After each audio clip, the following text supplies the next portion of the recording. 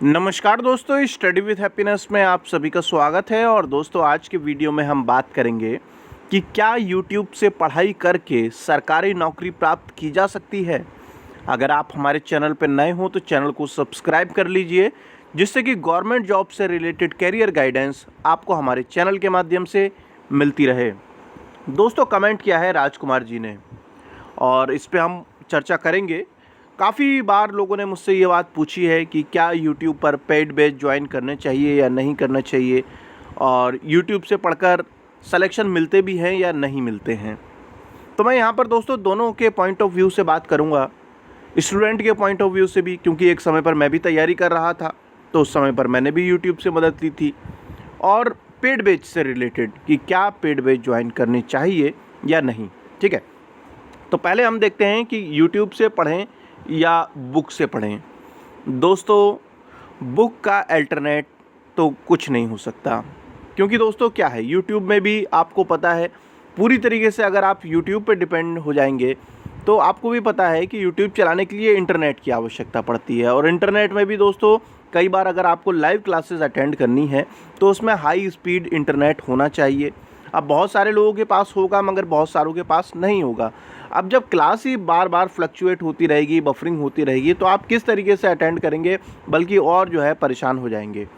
YouTube से आप help ले सकते हैं मगर पूरी तरीके से डिपेंड होना तो सही नहीं होगा।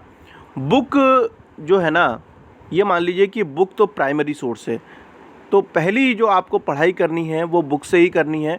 और आपको ही पता है दोस्तों, बुक से रिवीजन अच्छा होता है और जल्दी होता है। अब YouTube पे मान लीजिए कोई 5 घंटे या 10 घंटे का वीडियो है, अब पहले तो आपने उससे पढ़ाई की और फिर उससे रिवीजन कर रहे हैं। या तो बढ़िया तरीका ये है कि जब भी आप किसी भी YouTube चैनल पर वीडियो देख रहे हैं, स्टडी की वीडियो देख रहे हैं, तो आप कॉपी पेन लेके बैठें और उसे नोट करते चलें। इससे क्या होगा, जब आपको रिवाइज करना होगा तो आपको दोबारा से वीडियो पे आने की आवश्यकता नहीं है, और जो है आप अपने नोट से ही रिवाइज कर सकते हैं। अब कई लोग कहेंगे कि वीडियो को डाउनलोड कर लो, ये भी हो सकता है, बिल्कुल हो सकता है दोस्तों कि ऑफलाइन के लिए आप वीडियो को ही डाउनलोड कर लें, मगर समय तो उतना ही लगने वाला है। ठीक है, वीडियो डाउनलोड हो गया तो ऐसा तो नहीं है कि समय कम लगेगा। इसके अलावा दोस्तों अगर हम बात करें कि पेड बैच की, देखिए दोस्तों, मैं आपसे कहूँगा कि कभी भी ऐसा पेड बैच ज्वाइन मत कीजिए जिस चैनल पे आपने 1 या 2 दिन पहले ही जुड़े हैं। होता यह है दोस्तों कि आपने, जैसे कि किसी ने प्रचार किया कि हमारा ये पेड बैच चल रहा है और जल्दी से जुड़ जाइए, और जो जुड़ेगा उसी का सिलेक्शन हो जाएगा। तो इस तरीके का एक माहौल क्रिएट कर दिया जाता है कि स्टूडेंट को ये लगने लगे कि अगर मैंने पेड बैच ज्वाइन नहीं किया तो मैं तो पास ही नहीं कर पाऊँगा। तो दोस्तों ऐसे से थोड़ा सा बच के रहना है आपको। देखिए, आप किसी भी YouTube चैनल पे अगर जुड़े हैं तो कम से कम उस पर एटलीस्ट 1 महीने बाद ये डिसीजन लीजिए कि मुझे इसका पेड बैच लेना है या नहीं लेना। क्योंकि आप 1 महीने में YouTube चैनल को भली भांति जान लेंगे कि कोई भी व्यक्ति कैसा कंटेंट प्रोवाइड कर रहा है, अच्छी गाइडेंस दे रहा है, अच्छी पढ़ाई करा रहा है, क्या करा रहा है क्या नहीं। इसलिए ये जो डिसीजन है ना पेड बैच वाला, मैं ये नहीं कह रहा हूँ कि आपको ज्वाइन नहीं करना चाहिए या ज्वाइन कर लेना चाहिए। पहले कम से कम उसके बारे में जान तो लो। जानने का मतलब ये है कि उसका टीचिंग स्किल कैसा है, जिसके बारे में वो दावा कर रहा है कि भाई हम ये करा देंगे। तो किसी भी YouTube चैनल पर कुछ फ्री वीडियो भी होते हैं, और जब फ्री वीडियो होते हैं तो ऐसा तो है नहीं कि जो है पेड बैच में वो बिल्कुल ही नया अवतार ले लेने वाला है कोई भी व्यक्ति। वैसे ही कंटेंट रहेगा। ये हो सकता है थोड़े से डीप कॉन्सेप्ट समझा दे और थोड़ा सिस्टमेटिक वे में चले। तो यहाँ पर अगर हम बात करें कि पहले किसी भी अगर आपको पेड बैच लेना है तो कम से कम उसे आप 1 महीने तक उसकी जो फ्री क्लासेस जो हैं वो ज़रूर देखिए। अचानक से नहीं है कि आपके YouTube पे कोई थंबनेल आया और आप एकदम से घुसे और इतने ज़्यादा ओवर एक्साइटेड हो गए कि भाई खरीद ही लो, है ना। ऐसा नहीं करना है, क्योंकि ऐसा भी देखा गया है दोस्तों।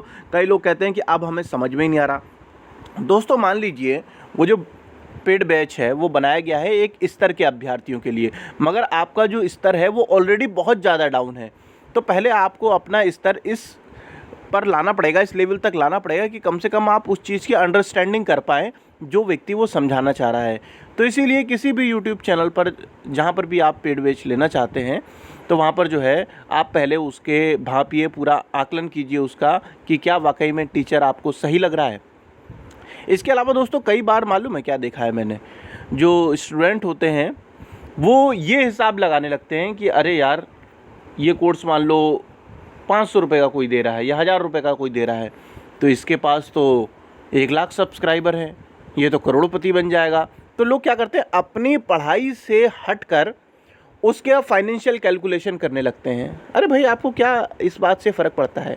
मेन चीज़ ये है कि क्या आपका बजट है, आपके पास पैसे हैं, आप कर सकते हैं तो करिए। और पहली बात मैंने क्या कह दी, यहाँ पर बात ये भी है कि जो है आपको समझ आ रहा है या नहीं आ रहा है। ठीक है, अगर समझ में आ रहा है और आपकी पॉकेट आपको अलाउ करती है और आप चाहते हैं करना तो कर लीजिए, उसमें किसी दूसरे को क्या देखना है ना। और इसके अलावा दोस्तों यही मैं कहूँगा कि किताबों का अल्टरनेट तो कुछ नहीं हो सकता।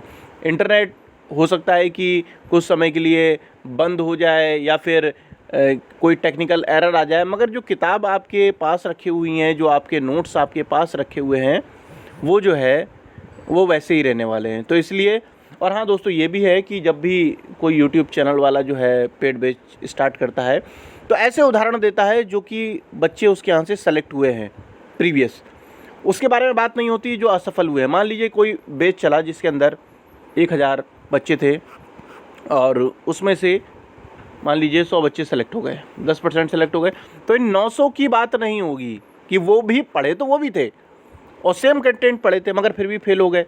तो इसीलिए टीचर पे डिपेंड नहीं करता दोस्तों। अब पढ़ने वाला स्टूडेंट ही पढ़ने को तैयार ना हो तो फिर कोई क्या कर सकता है।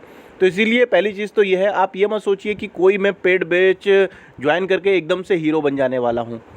एकदम से असलियत नहीं बदलती, जब तक आप खुद को नहीं बदलेंगे। तो अपने ऊपर टाइम देना और खुद से मेहनत करना बहुत ज़्यादा ज़रूरी है, वरना आपके बारे में कोई बात नहीं करेगा। ठीक है, जब आप सफल हो जाओगे ना तभी आपका फ़ोटो वगैरह लगाया जाएगा, आपके कमेंट्स लगाए जाएंगे कि हाँ भाई ये पर्सन था हमारे यहाँ से, इसने ज्वाइन किया और ये सफल हो गया। तो कुछ सावधानियों का ध्यान रखना है। और बाकी आपको पता है दोस्तों, इंटरनेट आज के समय में एक बहुत बड़ा आशीर्वाद भी है और श्राप भी है। श्राप इसलिए कि लोग जो है अपना बेफजूल का टाइम भी वेस्ट करते रहते हैं और कुछ लोग जो है वो क्रिएटिविटी और पढ़ाई भी सीखते रहते हैं। अब आपने कई बार देखा होगा, मैं अपने चैनल पे 1-2 बार मैंने अपना पियानो बजा के दिखाया है आप लोगों को। मुझे ना कोई सुरताल की समझ है और ना कोई मुझे संगीत में कोई इंटरेस्ट है, बस बीच में ऐसी जोश चढ़ा तो यूट्यूब से ही जो है किसी गाने का सीखना होता है उसी पे देख लेते हैं कि कैसे कौन बजाता है और बजाना सीख लिया। अगर मान लीजिए यही मैं ऑफलाइन सीखने के लिए अगर मैं किसी के पास जाऊँ तो वो तो मुझसे 400-500 या 1000 रुपये तक ले सकता है ना, मगर यूट्यूब पे मैंने फ्री में कर लिया। तो जब भी किसी गाने का बजाने का मन करता है तो मैं देख लेता हूँ, गाने का नाम लिखा और पियानो लिख दिया तो उसके कोड्स आ जाते हैं और बजा के देख लिया। तो यही चीज़ है, पूरी तरीके से डिपेंड मत हो जाइए, मगर जितना आप उससे फ़ायदा ले सकते हैं उतना लीजिए। और दोस्तों आपको भी पता है कि जो एजुकेशनल वाले जो यूट्यूब चैनल होते हैं उनकी नॉर्मल अर्निंग जो है बाकियों से कम होती है। इस वजह से ही जो है उन्हें कुछ ना कुछ अपने पेड बैच चलाने पड़ जाते हैं। ये पहले मुझे लगता था कि भाई यूट्यूब पे एजुकेशनल वीडियो वाले तो बहुत ज़्यादा जो है पैसे कमाते हैं, मगर ऐसा नहीं है, क्योंकि उन पे जो ऐड आते हैं वो अलग तरीके के आते हैं। और ये भी है दोस्तों कि एजुकेशनल जो चैनल होते हैं वो ज़्यादा प्रमोट भी नहीं करते हैं। जैसे कि अलग अलग टाइप की एप्लीकेशन आती है ना, जैसे कि मोबाइल में आप देखेंगे जो कॉमेडी वाले जो वीडियो होते हैं उनमें कोई ना कोई स्पॉन्सर मिल जाते हैं वीडियो के, तो उनमें तो इतनी मतलब कमाई हो जाती है, मगर जो एजुकेशनल होते हैं उन्हें स्पॉन्सर नहीं मिल पाते हैं। इस वजह से जो है पेड बैच भी चलाने पड़ते हैं और जो वो अपना स्टाफ रखते हैं और मतलब हर तरीके का अपना खर्चा होता है। अब आपको तो ये देखना है कि भाई आपको सूटेबल है या नहीं, अगर है तो आप ज्वाइन कीजिए, अगर नहीं है तो नहीं। मगर ये है कि किसी के डराने में नहीं आना है कि भाई अगर आप ज्वाइन नहीं करोगे तो आपका सिलेक्शन नहीं होगा, तो ऐसा तो नहीं है भाई। दोनों सिलेक्शन उनका भी होगा जो यूट्यूब पे कभी आए भी नहीं है। ठीक है, बस ये है कि मेहनत कर रहे हैं या नहीं कर रहे हैं। ठीक है दोस्तों, तो ये मुझे आप लोगों को बताना था। आई होप आप लोगों को कुछ मदद मिली होगी। और यदि जो है आपकी कोई और क्वेरी है तो कमेंट सेक्शन में लिख सकते हैं। मैं कोशिश करूँगा अगर कोई ऐसी क्वेरी हुई जो कि जनहित में है, जो कि सभी स्टूडेंटों से रिलेटेड है, तो भाई पूरी वीडियो बना देंगे, अदरवाइज़ जो है अगर आपका कोई ऐसा कमेंट होगा उस पर रिप्लाई कर देंगे। मगर कई बार लोग मुझसे ये पूछते हैं कि ये रिज़ल्ट बताइए पर्टिकुलर किस तारीख को आएगा। तो दोस्तों अब मुझे क्या पता, मेरे पास ना टाइम मशीन है, ना आयोग मुझसे पूछकर जो है रिज़ल्ट जारी करता है, तो ऐसी जानकारियाँ मेरे पास नहीं है। मगर किसी एग्ज़ाम से संबंधित रणनीति आप जानना चाहते हैं, कोई स्टूडेंट की ऐसी प्रॉब्लम है जो आप फेस कर रहे हो अपनी तैयारी के दौर में, तो आप पूछ सकते हैं, मैं उसे बता सकता हूँ।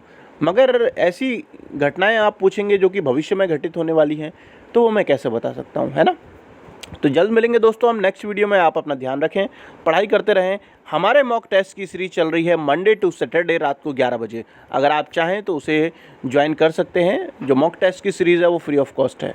धन्यवाद, शुभ रात्रि, शब खैर।